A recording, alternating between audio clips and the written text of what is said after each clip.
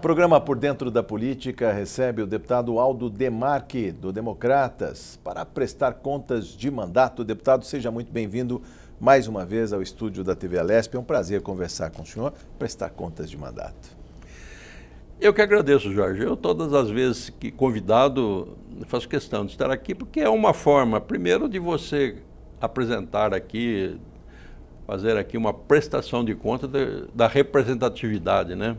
Sim. A minha região lá no interior assiste, porque todas as vezes que eu compareço, depois logo em seguida há comentários, inclusive da própria imprensa. Então eu fico muito satisfeito, né, de todas as vezes que convidado, e principalmente quando você está aí fazendo justamente essa entrevista, né? Porque já nos conhecemos há tanto tempo, né? Já estou aqui há 24 anos praticamente. E é uma satisfação muito grande, como homem público, inclusive fazer uma prestação de conta do nosso trabalho aqui na casa.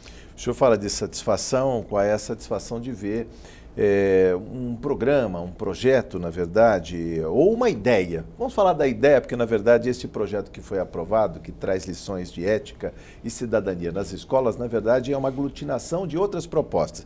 Eu digo aqui que a sua é até anterior à que foi aprovada, mas eu queria que o senhor falasse um pouco da necessidade, aliás, premente necessidade de discutir esses temas na escola.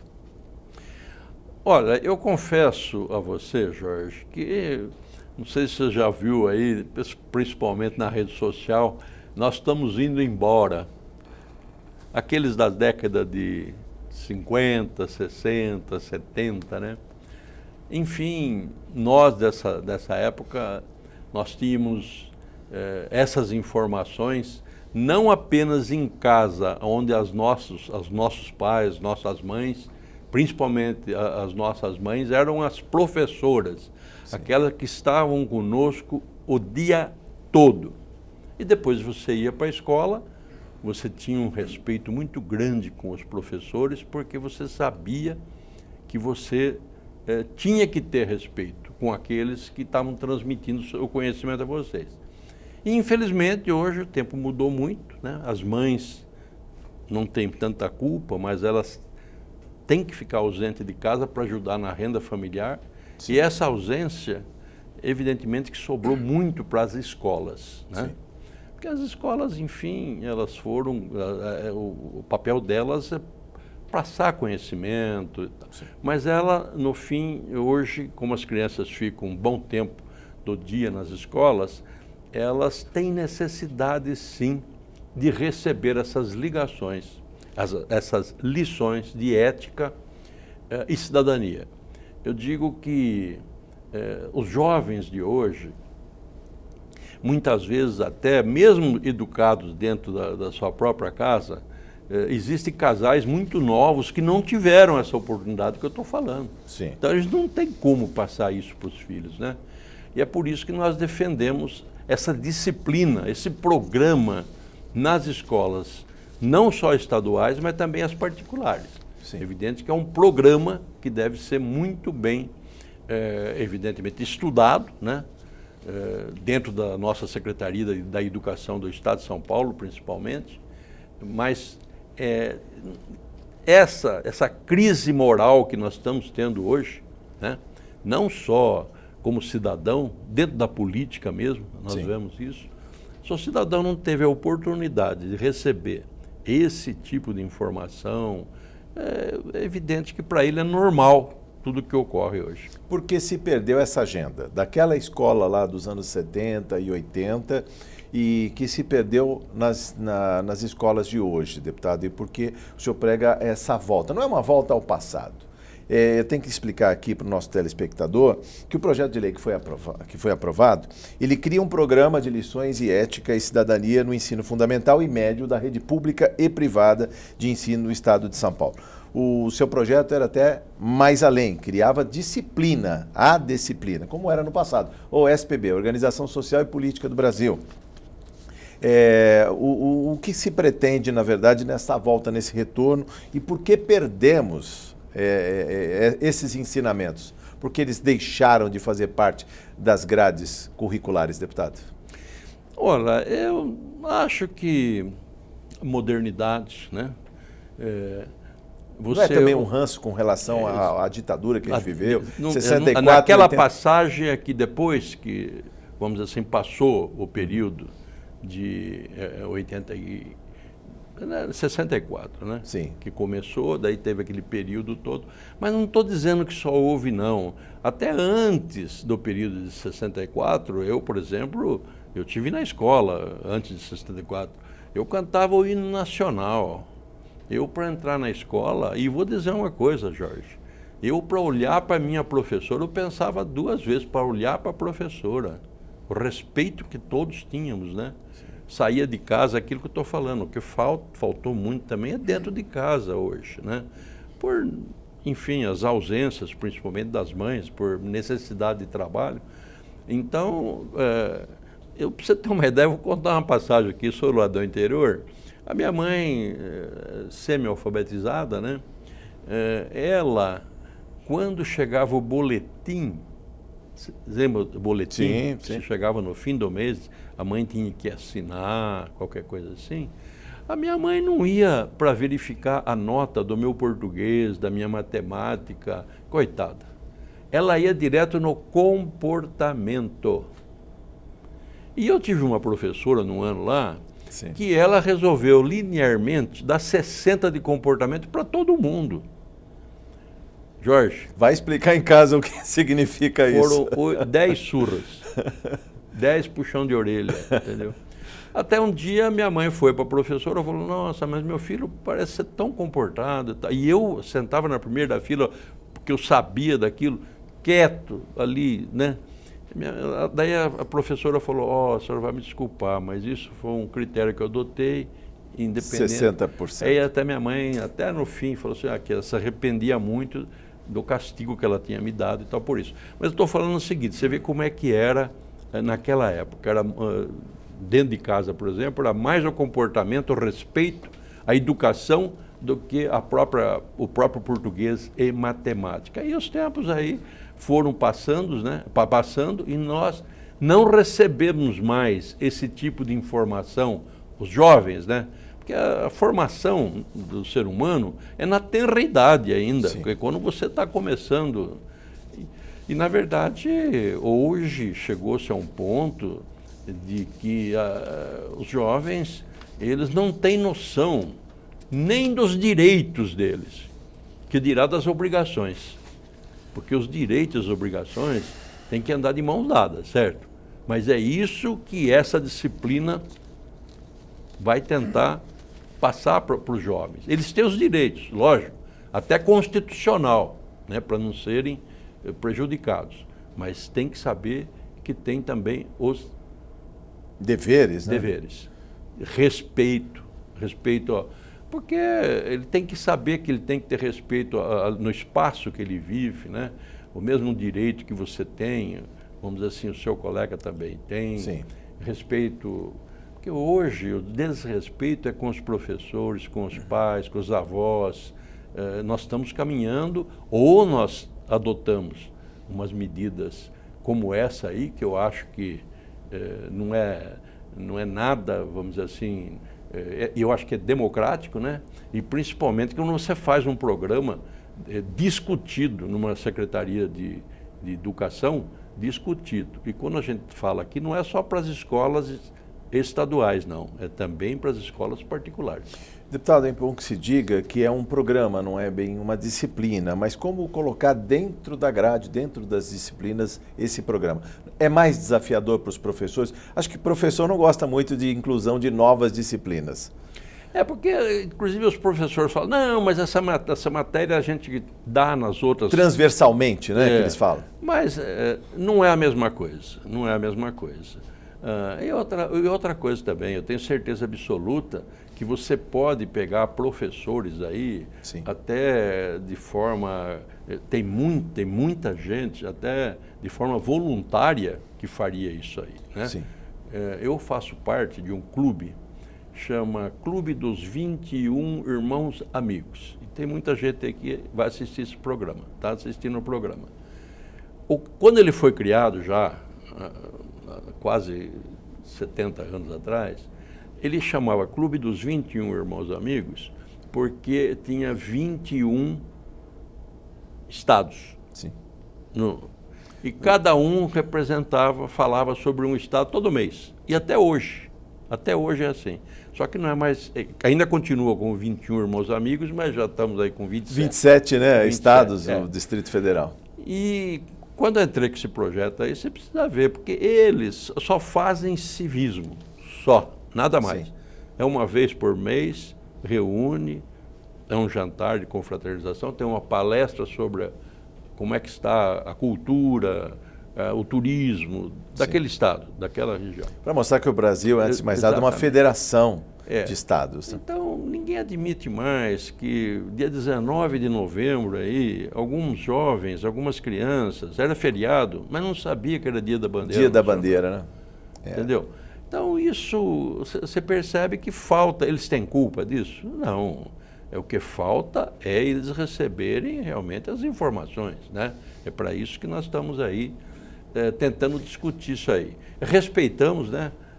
As opiniões contrárias, lógico, inclusive, deputado. É importante dizer isso, porque para algumas pessoas é como se fosse uma volta ao passado. As escolas não deveriam contemplar esse chamamento, porque para muita gente, isso é entulho autoritário. Você já ouviu falar disso também? Isso era da época da ditadura. E aí se perdeu a agenda, né? Não, mas, Jorge, ideologia eu sou contra. Aí a gente já está na égide da escola sem partido, hein? Vamos até falar um pouquinho sobre isso. Ideologia, eu sou contra, certo? Isso aí você tem que aprender. Eu aprendi a política, meu pai foi político, meu pai teve muitos amigos que passaram, até eu me lembro que me visitou meu pai, Jânio Quadro, na minha casa, Jânio Quadro, na Carvalho Pinto, passou pela minha casa. Lá em Rio Claro? Lá em Rio Claro. José Felício Castellano, um deputado que esteve nessa casa por 6 mandatos também, hoje está no SESI, mas tive muitas lições com ele. Então, a política, a ideologia, isso é fora das escolas.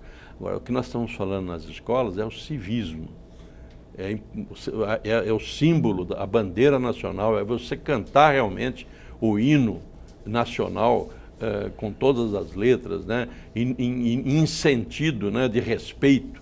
Isso é uma questão de educação, né? Não tem ideologia.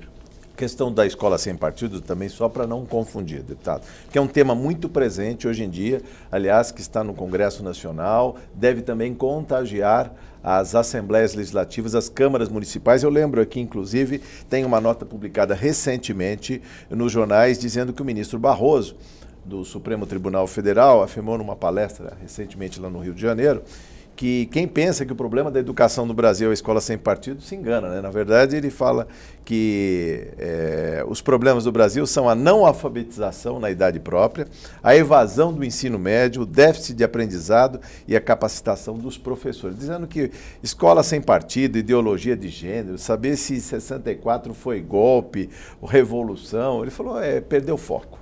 O foco é outro, é educação de qualidade. É isso, deputado. Só para não confundir a questão da escola sem partido. Eu não sou favorável, também respeito quem defende a escola sem partido, mas eu acho que não é por aí, certo?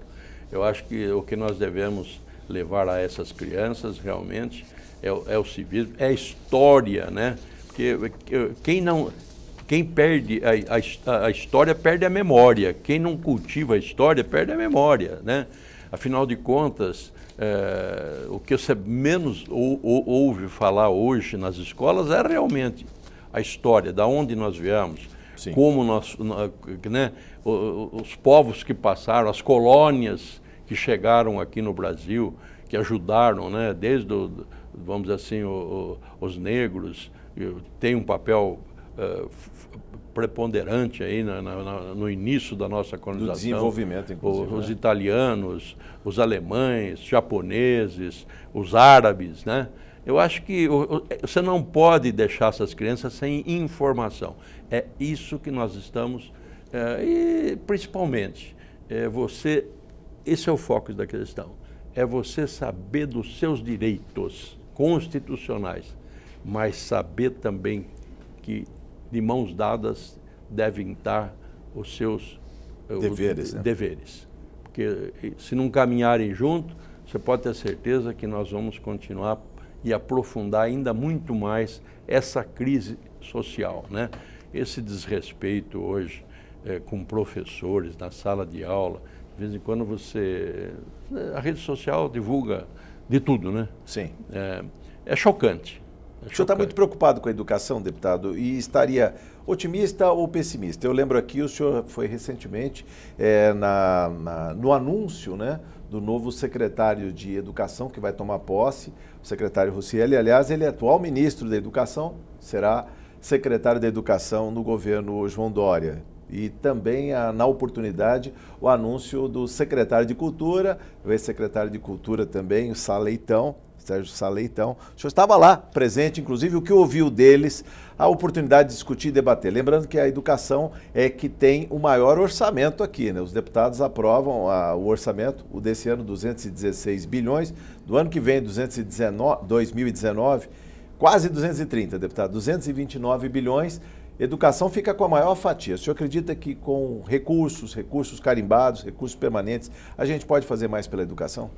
Eu acho que sim, estou muito confiante. Eu conheço a história, né, do secretário que está vindo aí, né, secretário da Educação. Eu conheço um pouco da história dele, né, e o próprio secretário da Cultura. Eu estou muito otimista com esse governo de João Dória que vai se instalar, né, mesmo porque o meu partido faz parte também.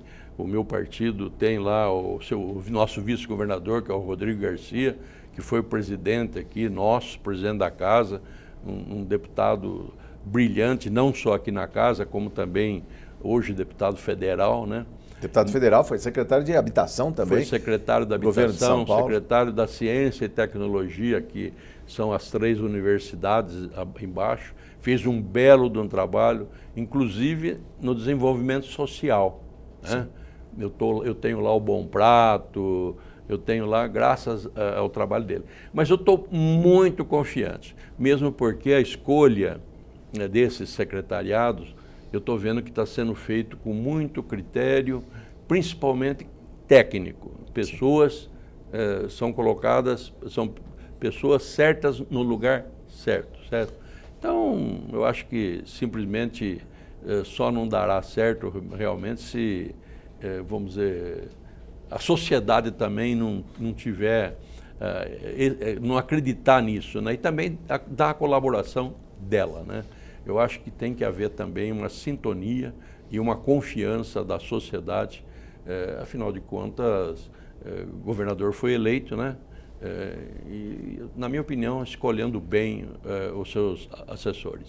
Deputado, que outras ações de mandato a gente pode falar, até porque nos resta alguns minutos de conversa aqui, além dessa confiança no tocante à educação, políticas públicas, a gente sabe que existem muitas ações aí, o senhor tem um mandato mais distrital, né? Mais ali na linha de Rio Claro e região. O que falar também dessas ações na linha com os municípios, o diálogo permanente com os municípios? O governador até está recriando uma secretaria, né, do interior, da integração. O senhor acredita que é possível ter melhora na situação dos municípios? O que a gente mais vê são prefeitos aí passando o chapéu, procurando convênios com o governo do estado, procurando os deputados aqui na Casa de Leis, tentando mais recursos do orçamento sendo transferidos para as cidades. Olha, Jorge, eu falo com conhecimento de causa. Eu estou na política já. Eu fui vereador, presidente da minha Câmara, fui vice-prefeito, fui prefeito em 83, né, de Rio Claro, e estou no 6º mandato agora aqui na Assembleia Legislativa. O município ele depende e muito, muito do Estado e da União. Do governo federal. Porque, no fim, a riqueza ela é produzida no município. Os impostos são recolhidos através do desenvolvimento do que isso acontece no município. Mas só que ele é carreado lá, principalmente para Brasília. Pelo menos 60% fica lá. Mas daí, hoje, nós estávamos falando em educação. O prefeito que não aplicar 25% na educação, ele tem as contas rejeitadas. Isso é... 25% não são 24,99%, são 25% no mínimo. Mas você sabe, nós estamos falando aqui, tem prefeitos que aplicam muito mais do que isso. Tem necessidade de aplicar, né? Sim. Porque, veja bem, o Estado manda lá a creche-escola, monta lá, quem é que tem que ficar com os funcionários? Sim, aplicar? professores, a merenda, o transporte. Município. Sim. Né? Aí você tem lá o ensino fundamental, quem que é, afinal de contas, são as escolas municipais. Isso você está falando na educação. Na saúde você tem que aplicar um outro tanto, ou um pouco mais, até muito mais. 15%, mas o município não, chegou até 35%. Até 30%. 30%. Aí as folhas de pagamento para você poder dar esse serviço a todo mundo chega a 55%, 56%. Estourando o limite da responsabilidade fiscal. Aí vai acabar, exato. Aí você vai acabar, estou dizendo, fazendo a somatória desses percentuais que você já está estabelecido, você não tem recurso para investimento. E você sabe como é que é. São ruas que você abre, você constrói lá Minha Casa Minha Vida, você vai ter que fazer ruas, pavimentar e tal. Então, o bairro precisa levar a cidade até aquele bairro. Então eu acho que esse programa do governador João Dória, de você fazer uma secretaria, em vez de fazer com que os prefeitos saiam de lá, que nós temos um município que está a 700, 800 quilômetros daqui da capital, em vez de você fazer com que isso aconteça, o prefeito saia de lá, você vai até os municípios, uma secretaria que vai cuidar mais de perto dos municípios, porque o cidadão, você queira ou não queira, antes dele morar no país e no estado, mora no município. Ele mora, vive e depende do município, não é isso? Sim. Então, eu acho que esse programa aí, essa nova, uma secretaria específica para estar mais próximo dos prefeitos, vai ser muito salutar, inclusive para os próprios deputados, os representantes aqui. Vamos dizer assim, você falou, não existe o voto distrital oficializado ainda, mas o meu voto é distrital, né? Eu estou ali, meu voto, eu saio dali da região de Rio Claro, Piracicaba, Limeira, Araras, é aquela região ali. Inclusive tem um projeto de lei meu aqui já pronto para a ordem do dia, né? Só falta pautar. É transformar o aglomerado urbano de Piracicaba, que são 26 municípios, numa região metropolitana. Sim. Porque a região metropolitana de Campinas, ela vai até Americana, na divisa. A região metropolitana de Sorocaba vai até Tietê, na divisa. E parou ali. Está na hora agora da região metropolitana, inclusive hoje o aglomerado está reunido lá em Piracicaba. Eu, como tinha um encontro aqui na casa, tenho aí as comissões, eu não pude participar, mas hoje a nossa luta lá é transformar a região metropolitana, porque a região metropolitana, Jorge, ela tem uma participação maior no orçamento do Estado, da União, né? Ações mais integradas, principalmente no transporte, a comunicação, consórcios, por exemplo, administrar uma questão do lixo que é crucial, né? Resíduo urbano, deputado. E hospital regional, você não precisa fazer um hospital em cada cidade, é um hospital regional, a saúde você pode centralizar. Então, eu acredito que é um projeto que vai logo aí, porque é a próxima região metropolitana a ser criada, né? Estamos discutindo isso e o aglomerado está ávido para que isso aconteça. Deputado, nesses 2 minutos que nos restam, só as considerações finais desse mundo em grande mudança, em ebulição. Eu sei que o senhor tem um mandato muito dedicado para a área do meio ambiente, uma lei aprovada aqui da agroecologia também, a gente podia até falar muito mais, mas não nos resta tempo, deputado. Mas o que falar desse mundo de mudança, as ações de mandato, pelo menos até o dia 14 de março de 2019, que vem por aí? Nós vamos continuar esse trabalho, nós temos que aprovar inclusive o orçamento do Estado ainda para o ano que vem, né? E devo dizer o seguinte, esse nosso projeto da agroecologia, nós temos uma audiência com o novo secretário, pedir para ele reservar lá uma diretoria ou uma sala lá que vá administrar a agroecologia, principalmente para atender os pequenos, médios agricultores familiares. Isso que tem uma discussão importante. séria, inclusive. São sério, Paulo já está bem estruturado isso aí, deputado, e na educação, mas não se pode perder, né? A gente começou falando de educação, podia falar de horta nas escolas também. Mas a educação, sem dúvida. Na educação, o Dória já vai anunciar a licitação da nossa FATEC lá em Rio Claro. Já está atrasado, mas já está comprometido. Isso é educação profissionalizante. Né? Aquela que emprega, né? Emprega. Mas eu fico muito satisfeito, viu, Jorge? Sei que o tempo está meio esgotado, mas eu fico muito satisfeito. Não sei se eu ainda vou ter oportunidade de estar com vocês mais vezes até dia 15 de março. Sim. Mas agradecer a todos aqueles que confiaram o seu voto, certo? Para que nós os representasse aqui e pudéssemos trabalhar em prol da nossa região, do nosso estado, certo? Saio com a consciência do dever cumprido, porque trabalhei bastante, né? Tive uma votação até razoável, né? Pelo que foi essa eleição, 58 mil votos. Uma eleição atípica. Atípica. Né? Mas agradeço imensamente, viu? A sua confiança, o seu carinho e a sua compreensão de que realmente nós somos humanos e muitas vezes até temos falhas, né? Mas agradeço bastante a compreensão de todos e um agradecimento especial, principalmente à nossa TV Alesp, que dá a oportunidade de nós fazermos essa prestação de contas. Parabéns e sucesso no seu mandato, no seu trabalho. É um prazer sempre conversar com o senhor aqui e prestar contas no programa, deputado. Obrigado. Eu conversei com o deputado Aldo Demarque no Por Dentro da Política, programa que você vê e revê, inclusive, no YouTube da TV Alesp. Muito obrigado por sua audiência. Até a próxima oportunidade. Eu espero você.